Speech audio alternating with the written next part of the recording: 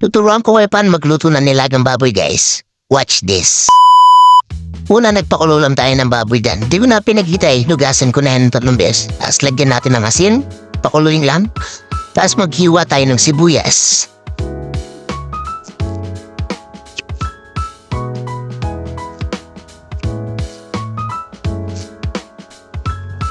Ang bilis na paghiwa natin, oh. Parang chef boy negro.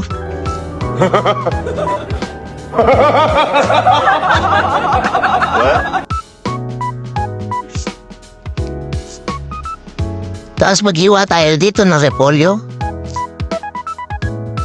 Guys, alisin nyo yung matitigas dyan. Tapos piliin nyo lang yung magaganda. Alisin nyo yung mga bulok.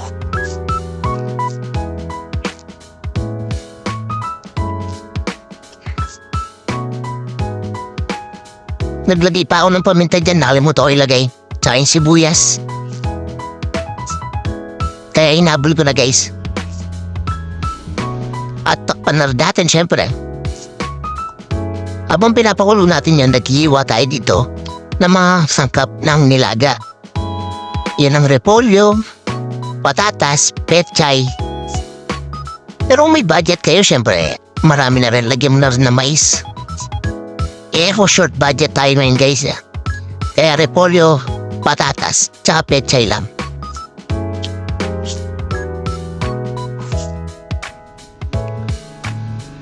Inimay ko na rin yung petchay dito, guys.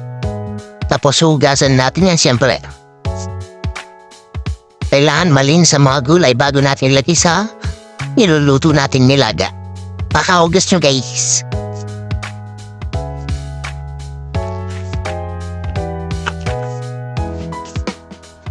Inugas ko na rin dito yung petchay. Inisa-isa ko para matanggal yung dumi tsaka ba may uod.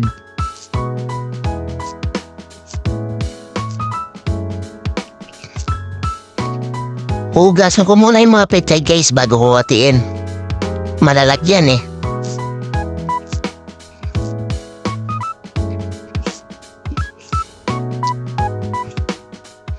Ayan na, guys, oh. Hatiin natin petchay dito para lumiit at magkasya sa ating kasirola.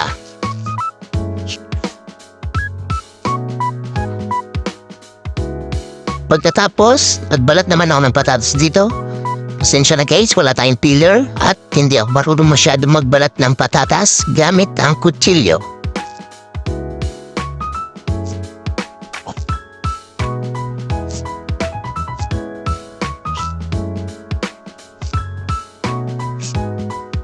Alisin nyo rin pala, guys, mga dumi-dumi sa loob ng patatas.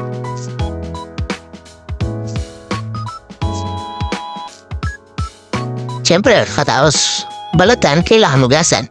Hinugasan ko na rin dito yung mga tagnan at kutsilyo bago natin natingin itong patatas na to. Niwa ko lang siya sa ilang pieces, guys. Ito ang mga sangkap natin. May nor cubes pala, guys. Pagkatapos natin maghiwa, syempre linisin natin yung ginamitan natin. Yung lamesa. Tapos hintayin na natin kumulo. Ito, kumukulo na siya, so taginin natin yung patatas.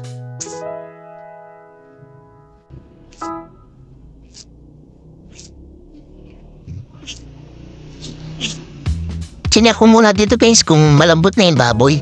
Siyempre, bago mo lagay yung patatas o mga gulay, kailangan i-check muna.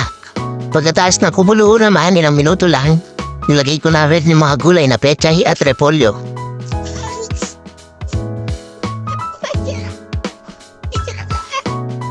Tapos nagdagdag tayo ng konting sabaw dito, guys, kasi medyo natuyo na siya na konti. Konti lang naman. Tapos na, ito na finish product namin, guys. Nilagang baboy. Gutom ka na naman dyan, guys. Mukhang mapapaldo na naman ang kanin nyo, ah. See you next time, guys.